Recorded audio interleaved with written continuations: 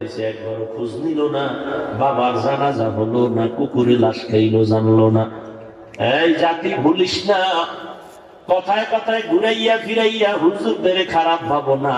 আল্লাহর কসম একবার, আল্লাহর কসম দুইবার, আল্লাহর কসম তিনবার, এই জমিনে তোমাদের উলামায়ে কেরাম ছাড়া আপন কেউ নাই। সব হলো চান্দাবাজ আর ধান্দাবাজ। সাথে আঘাত লাগলে দল থেকে নাম কাটবে না, কল্লা কেটে ফেলবে। মানাই বলতেছি,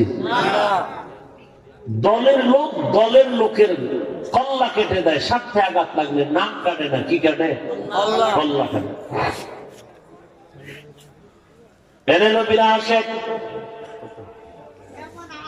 উলামায়ে কেরাম এই জাতির জন্য যতটুকু ভাবে কেউ ভাবে না। উলামায়ে কেরাম নিঃস্বার্থ